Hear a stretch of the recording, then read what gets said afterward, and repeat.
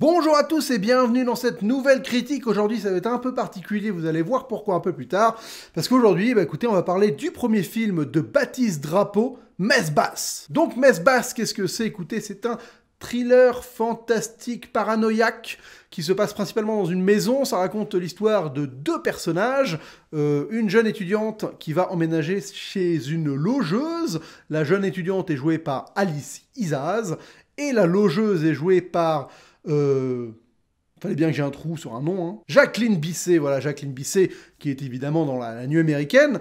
Et en fait, Alice Isaz, le personnage d'Alice Isaz, va se rendre compte que cette vieille dame est un peu folle, ou en tout cas, elle cultive la présence de son ex-mari décédé, comme s'il y avait un fantôme dans la maison un peu, et il va y avoir une espèce de relation étrange qui va se créer entre Alice Isaz et potentiellement ce fantôme, s'il existe vraiment ou pas. Oui, c'est un pitch un peu particulier, on est sur un film de genre français, et ça c'est plutôt cool. C'est un film à très petit budget, c'est un film qui a coûté 300 000 euros je crois, donc c'est vraiment pas grand chose, et qui pour le coup, c'est la première chose, c'est que c'est une vraie prouesse en termes de rendu. On est sur un film qui semble beaucoup plus riche qu'il n'a coûté, et ça c'est pas rien, déjà c'est pas rien, ouais. Alors, c'est un peu particulier, comme je vous disais au début, parce qu'en fait, pour être totalement transparent, je connais plutôt bien Baptiste Drapeau, le réalisateur. Donc j'ai rien à voir avec son film, j'ai pas du tout travaillé dessus, j'ai pas collaboré ni rien, mais vu que je le connais personnellement et que je l'apprécie fortement, je me suis demandé si je devais faire cette critique ou pas. Alors, je pense que si j'avais pas aimé le film, j'aurais pas eu envie de faire la critique, parce que j'avais pas envie de tirer une balle dans le pied à Baptiste, et en plus de descendre un film qui est déjà assez fragile comme ça, c'est un petit film qui va pas avoir une énorme distribution, donc voilà, je me suis posé la question, comment gérer le fait de faire une critique d'un film de quelqu'un qu'on connaît? Et le truc, c'est que objectivement, enfin en tout cas sincèrement, j'ai beaucoup aimé son film. Donc je me suis dit, non, là je peux pas passer à côté, donc je vais faire la critique du film de Baptiste, en sachant que je le connais personnellement, donc ayez ça en tête, peut-être que je suis partisan, peut-être que je serai pas objectif, ou je sais pas quoi. Tout juste est-il que, vu que j'ai apprécié le film, je vais vous recommander d'y aller, voilà. Parce que oui, c'est vraiment un film qui prend son temps, c'est un film lancinant, qui va te créer une ambiance vraiment touche par touche, et c'est ça qui m'a plu, c'est qu'on sent que c'est pas un film qui essaye d'être dans la précipitation. Voilà, il construit doucement son atmosphère, ses effets, et plus le film avance, plus ça se dessine, et il y a vraiment quelque chose qui est intéressant dans la construction du film, et connaissant un peu les influences de Baptiste, Baptiste c'est quelqu'un qui a comme maître, bon Spielberg évidemment, ça c'est pour la virtuosité et l'humanité qui est dégagée du cinéma de Spielberg, mais je sais que ces deux grosses influences, c'est aussi Polanski et Verhoeven. Alors Polanski, je suis pas un grand connaisseur de son cinéma, mais j'ai parlé un peu avec David The Film Talker qui m'a dit que ce film ressemblait pas mal, par exemple, au locataire, de Polanski. Donc bon, je l'ai pas vu, donc je vais pas faire comme si je connaissais, je savais de quoi je parle. Mais en tout cas, ce qui m'a plu vis-à-vis de l'approche plutôt Verhoeven, c'est le rapport à l'ambiguïté. Et ça, c'est quelque chose qui est plutôt bien maîtrisé dans le film, c'est qu'on est sur une histoire qui est un peu fantastique, avec ce rapport au fantôme. Et est-ce que c'est un vrai fantôme? Est-ce que c'est une manipulation? Est-ce qu'elle y croit? Est-ce qu'elle y croit pas? Comment les personnages gèrent un peu ça? Je trouve qu'il y a du Verhoeven là-dedans, dans cette espèce d'ambiguïté qui est réussi, qui arrive à être un peu maintenue tout le film, même si, chacun se fera son idée, et il y a quand même des éléments très probants à certains moments qui penchent vers est-ce que c'est un canular ou est-ce que c'est vraiment fantastique ou pas. Mais ça m'a plu cette espèce de ligne, de réussir à tenir ça, à te construire cette relation fantastique tout le long, par petites touches, avec des vrais moments qui sont quand même assez angoissants. Il y avait vraiment une montée de l'angoisse, et c'est de l'angoisse qui est assez... je veux dire, c'est pas racoleur, quoi. Alors, il n'y a pas de jumpscare ou ce genre de choses, mais il y a quand même des moments où tu prends une petite peur, voilà, et tu sais jamais si c'est dû à la folie d'un personnage, si c'est vraiment du fantastique, ou si c'est de la manipulation. Et je trouve que ça, c'est très très bien géré dans ce film, et c'était, je pense, un des challenges du film, de réussir à manipuler ces espèces de données qui sont pas évidentes, parce qu'on est vraiment dans du thriller, et on est dans du thriller un peu... Il y a aussi toute une part, et déjà je vais en parler après, de romance aussi. Il y a quand même un aspect un peu romancé, ou en tout cas sulfureux un peu, qui est lié à ça.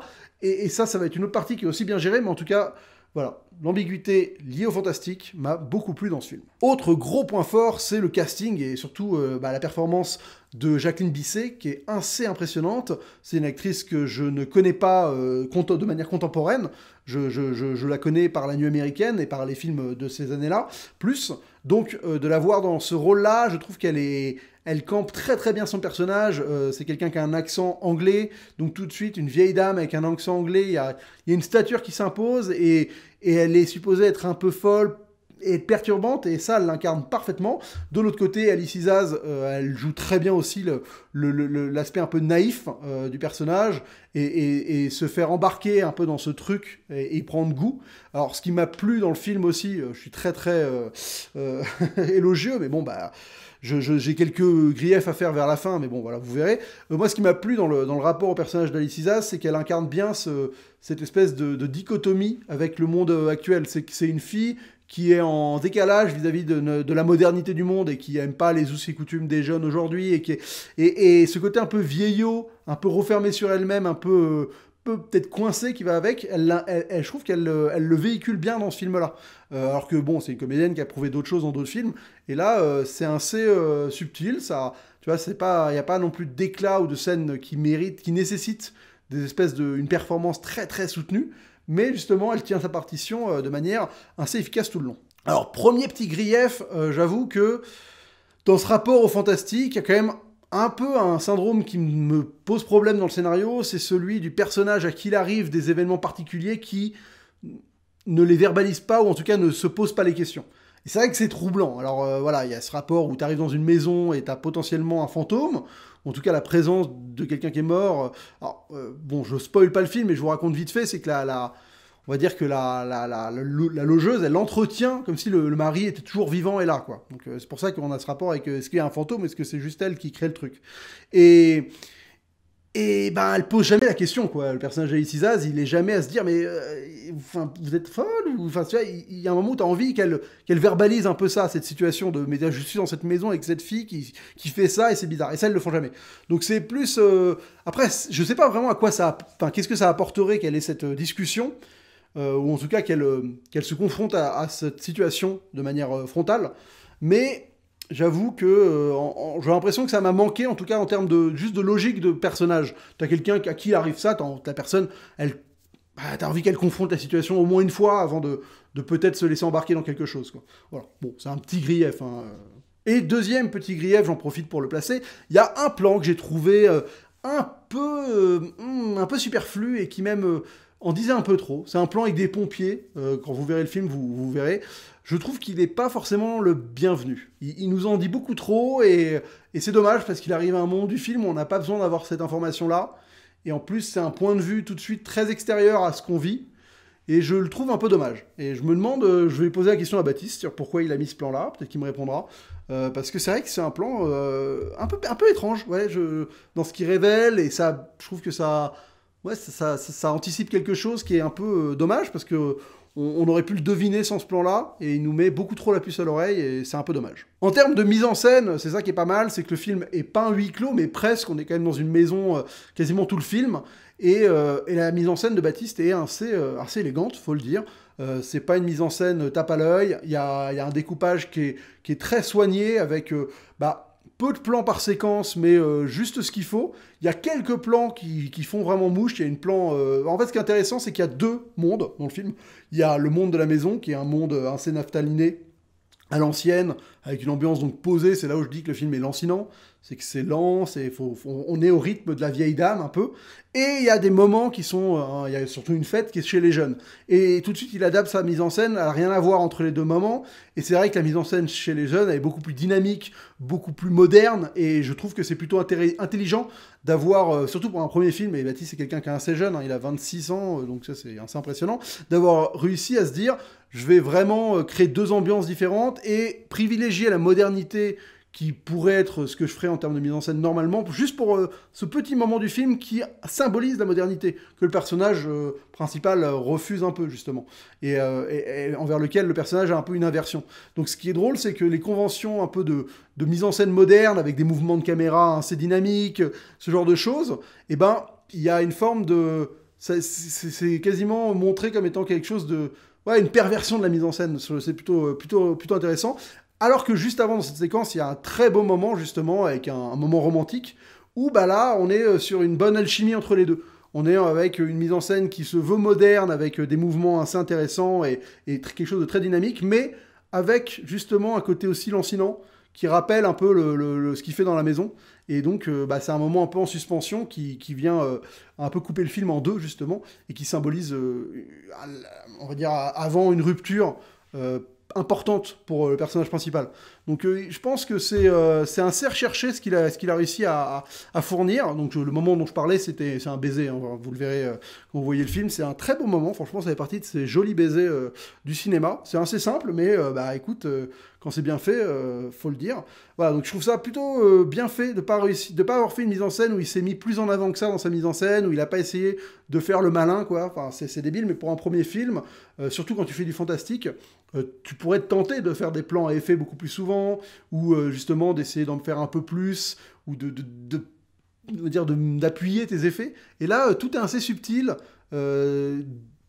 finement géré, et bah, c'est assez maîtrisé, quoi. C'est ça le terme, c'est que pour un premier film, c'est maîtrisé. Et ça, c'est fort, parce que connaissant le budget qu'il a eu, de réussir à tenir le truc aussi bien et de fournir un film qui a ce cachet-là, moi, franchement, il m'a bluffé. Il m'a bluffé. Donc j'ai envie que ce film fasse un peu parler de lui, parce que franchement, il le mérite. C'est un film qui est très bien fait, qui a des références intéressantes qu'on n'a pas souvent dans le cinéma français. Voilà, c'est vrai que ça s'approche plus de Polanski et de Verhoeven que d'autres choses, et finalement, c'est pas des mauvaises références à avoir. On est sur un genre qui est pas non plus ultra présent, hein, le thriller fantastique domestique, et en plus, il y a toute une dose un peu de romance charnelle, un peu libidineuse dedans, qui est intéressant. Le film évolue bien. Il y a peut-être la fin où je suis pas pleinement convaincu par tout, mais ça, bon, ce sera à débattre, je pense, sur la fin. Est-ce que la fin est vraiment ce qu'on nous montre ou pas? Parce que voilà, il y a un moment où le fantastique impose des croyances qu'on a envie d'avoir ou pas. Je veux pas spoiler. C'est compliqué de parler d'un film comme ça sans spoiler. Mais en tout cas, c'est pour un premier film, franchement, je suis assez impressionné par ce qu'il a réussi à fournir, Monsieur Drapeau. Et moi, vous savez, j'ai toujours ce rapport où j'aime bien que les projets cinématographiques soient cohérents avec la manière dont ils sont faits, enfin, qu'il y a une espèce de tout qui se crée. Et là, ce que j'aime bien, c'est qu'il adopte clairement une mise en scène qui est en adéquation, en fait, avec, finalement, son personnage. C'est-à-dire qu'en adoptant un peu cette mise en scène posée avec les références du style de Polanski des années 70, quelque chose donc qui a cette veine-là, et ben il est un peu dans le même état d'esprit que son personnage, qui est une jeune femme qui a du mal à s'intégrer vers les jeunes et qui va préférer vivre quelque chose avec quelqu'un de plus vieux et de plus posé, et donc ce style et le parcours du personnage se fondent ensemble. Et ça, c'est vraiment quelque chose qui, pour moi, font que les films trouvent tout de suite une richesse, et surtout, comme je le disais au tout début, une cohérence qui est très très importante pour la maintenue globale du projet. Et moi, j'ai été embarqué grâce à ça. Parce que j'ai vu une symbiose entre comment c'était fait et ce que le film racontait et ce que le personnage vivait. Et ça, mine de rien, c'est très important. Je trouve que c'est très important, j'en parle souvent dans mes critiques, et ce film a cette force-là, quoi. Après, ça peut avoir les défauts de ses qualités, c'est que, en effet, on va dire que c'est un film lent, toute proportion gardée, mais voilà, on n'est pas sur un film haletant qui essaye de te faire vivre des péripéties, ou en tout cas de te relancer systématiquement le récit ou l'enjeu rapidement, mais il est quand même assez bien dosé pour que le mystère te tient en haleine tout le long. Est-ce qu'il y a du fantasme, ou est-ce que c'est la réalité du fantastique ou pas, qui manipule qui, et mine de rien, il y a une vraie évolution, et aussi, il y a quand même une histoire d'amour, ce qui est toujours agréable aussi dans les films. C'est quelque chose d'assumer, au moins. J'aime bien aussi le fait qu'il assume ses premiers degrés, et ça, c'est toujours bien. J'avoue que en France, on est quand même plutôt partisan de faire des choses premier degré quand on les fait, mais fallait oser aller jusque-là, avec même la manière dont il va utiliser le personnage de Jacqueline Bisset, avec des ruptures assez importantes à certains moments, qui peuvent... il y a certaines répliques qui sont... Waouh, ah ouais, putain, il a osé aller jusque-là, quoi. C'est pas mal. Donc franchement, bravo Baptiste, écoute. Ah, ça me fait bizarre, je vous dis, de parler d'un film de quelqu'un que je connais bien. Mais j'avais pas envie de faire genre je le connaissais pas et de pas vous le dire. Voilà, je suis sur YouTube, c'est ma chaîne. Je suis pas quelqu'un qui a un besoin de ligne éditoriale particulier. Je suis transparent. Ça me fait tellement plaisir de pouvoir parler du film de quelqu'un que je connais bien que je vais pas m'en priver. Après, vous me direz, je vais sûrement avoir plein de gens qui vont me dire ah ouais, partisan, machin. Bah, je m'y attends et c'est normal. Mais je préfère être clair et précis avec vous. Et en effet, je pense que j'aurais absolument pas été capable de faire une critique si j'avais pas aimé ce film, parce que j'aurais pas eu envie de l'afficher. Voilà. Mais c'est ça qui est, en fait, c'est ça qui est intéressant. Je dévie totalement du film, mais allez, c'est pas grave. C'est de se retrouver dans ma modeste et minable carrière de critique cinéma à être confronté directement à savoir que ce que je vais dire va être sûrement clairement vu et entendu par le réalisateur, et en plus on va être amené à en reparler un jour, ou en tout cas, on va se voir, quoi. Et donc là, d'un coup, je me dis, ah ouais, en fait, c'est pas... En fait, quand tu craches sur un film que t'aimes pas, en fait, c'est pas anodin, quoi, tu vois, donc c'est particulier, d'un coup, il y a une empathie naturelle qui est créée, maintenant, qui va sûrement changer ma manière d'aborder les critiques dans le futur, parce que je peux pas... je me rends compte de ce que ça peut engendrer si... Enfin, ce n'est plus un nobody, quoi. Donc voilà. Mais bon, écoutez, l'important, je pense que c'est de rester intègre, et je l'ai été, parce que si j'avais pas aimé le film, j'aurais juste fermé ma gueule. Mais j'ai bien aimé. Franchement, allez-y, c'est un film qui mérite d'être vu.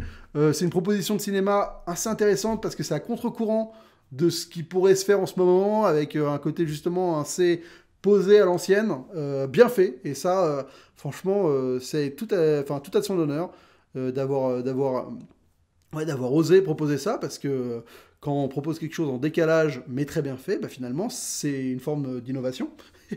Donc, même si ça reprend des bases assez anciennes, justement, de ne pas avoir sombré dans la modernité outrancière, c'est aussi une force de ce film. Voilà. Bon, je pense que j'ai tout dit. Je vous invite vraiment à aller voir Messe Basse s'il passe dans un cinéma près de chez vous.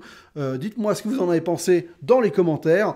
Une petite proposition de film fantastique français avec en plus du sulfureux et des choses un peu compliquées et violentes voilà, bref, c'est pas mal il y a pas mal de choses dans ce film. Ça mérite vraiment d'être découvert. Et n'hésitez pas, je crois que Baptiste a donné un interview à David The Film Talker sur sa chaîne, que je vais aller écouter après avoir fait cette critique.